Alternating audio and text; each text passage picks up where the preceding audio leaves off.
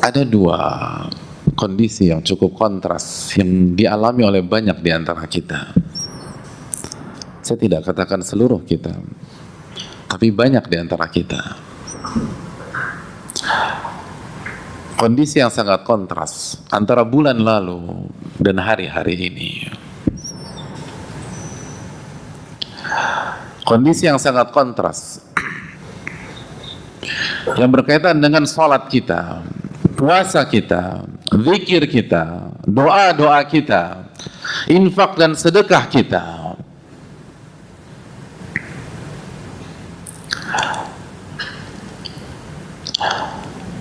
Hadirin yang semoga Allah muliakan.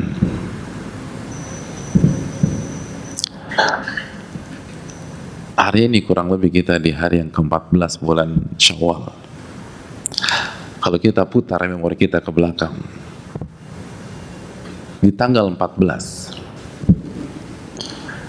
ada banyak di antara kita sudah menghatamkan sekali Al-Quranul Karim. Ada banyak di antara kita sudah menghatamkan 2 kali. Dan kalaupun belum menghatamkan, ada sebagian kita yang sudah hampir menghatamkan, lap pertama ya selesaikan. Dan kalau belum seperti itu, paling tidak hari ke-14 kita sudah 14 juz atau 15 atau mungkin 13, 12. Maka mari tanya diri kita hari ini, sudah berapa kali kita khatamkan di bulan Syawal? Siapa di antara kita yang sudah 2 kali khatam di bulan ini? Siapa di antara kita yang sudah sekali saja khatam di bulan ini? Atau setidaknya siapa di antara kita yang bacaan Al-Qur'annya sudah masuk juz ke-14?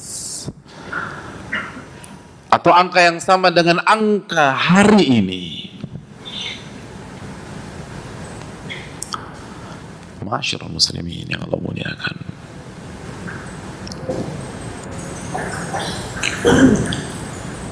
Waktu malam kita, masyarul muslimin, waktu malam. Bulan lalu tidak ada absen, tidak ada celah. Setiap malam kita sholat tarawih 11 rakaat, bahkan ada yang 21 atau 23 rakaat. Bahkan di 10 malam terakhir banyak di antara kita menambah dengan qiyamul lail. Di sepertiga malam terakhir bulan ini sampai di malam ini, malam ke-14, siapa di antara kita yang tetap full sholat malam sebanyak 11 rakaat atau mungkin 23 rakaat?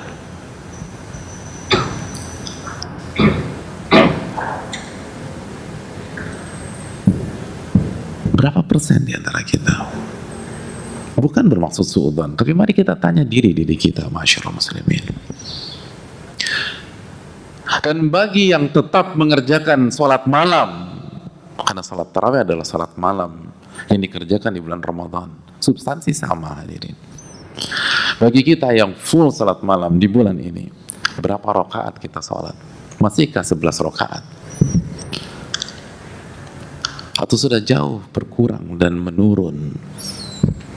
Atau bahkan 3 rakaat witir atau 1 rakaat witir pun tidak sempat kita kerjakan? Masyarul muslimin yang Allah muliakan. Apa yang membedakan?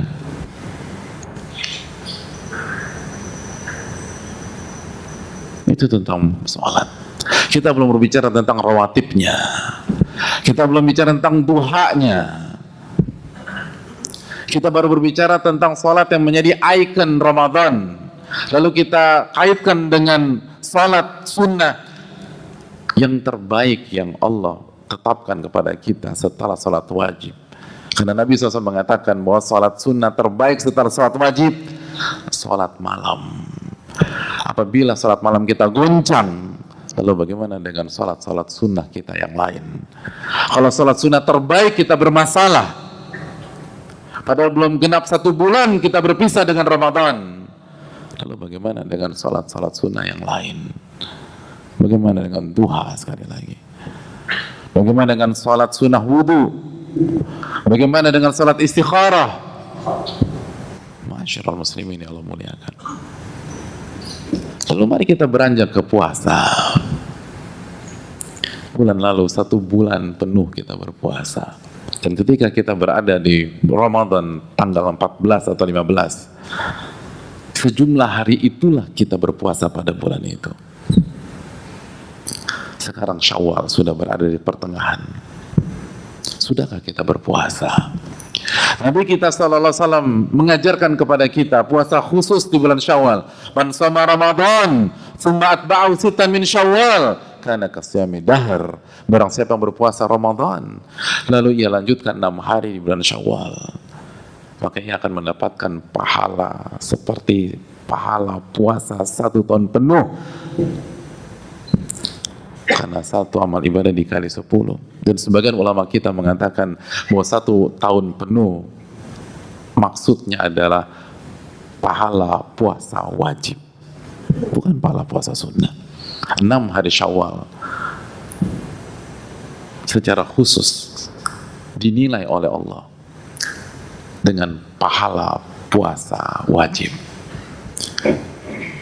Pertanyaannya simpel. Sudahkah kita menuntaskan?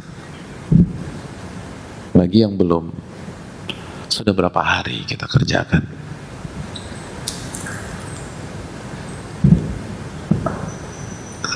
Berapa persen yang selesai 6 hari? Berapa persen yang sudah 5 hari? Berapa persen yang sudah 4 hari? Lalu tanya diri kita, jangan-jangan kita termasuk yang belum memulai puasa itu, padahal tidak ada alasan syar'i dan kendala syar'i sama sekali pada bulan ini. Betul, waktu masih ada, tapi kalau kita tidak segera kembali muhasabah, betapa kontrasnya kondisi kita di tanggal yang sama bulan lalu dengan bulan ini, masyaallah muslimin. Betul, tidak ada di antara kita yang bisa menyamai prestasi kita di bulan Ramadan. Dan memang kita tidak dituntut untuk sama persis. Pasti ada pengurangan, pasti ada penurunan performa. Bukankah Nabi kita sallallahu alaihi wasallam manusia terbaik? Kita tahu dalam hadis Bukhari dinyatakan, karena ajwadan nas wajadu ma yakunu fi Ramadan. Beliau adalah manusia yang paling dermawan dan puncak kedermawanan beliau ada di bulan Ramadan. Bukankah hadis ini menunjukkan bahwa performa itu berbeda antara Ramadan dan di luar Ramadan? Bukankah kita mendapatkan hadis Nabi SAW di 10 malam terakhir, karena yajtahidu fil ashril awakhir ma la yajtahidu fi ghairi. Nabi SAW bersungguh-sungguh beribadah di 10 malam terakhir dengan kualitas dan kuantitas, dengan level yang tidak pernah terlihat di waktu-waktu yang lain. Bukankah hadis ini menunjukkan juga bahwa memang tidak sama antara Ramadan, khususnya 10 hari terakhir, dengan di luar Ramadan? Tapi apakah perbedaan itu sekontras diri kita pada hari ini, masyaallah muslimin? Ini bukan judgment, ini pertanyaan. Semoga jawabannya adalah positif. Dan kalau tidak, masih ada waktu. Masih ada waktu. Kita masih punya setengah bulan ke depan di bulan Syawal. Maka kita harus bangkit lagi. Dan jangan tenggelam dalam euforia.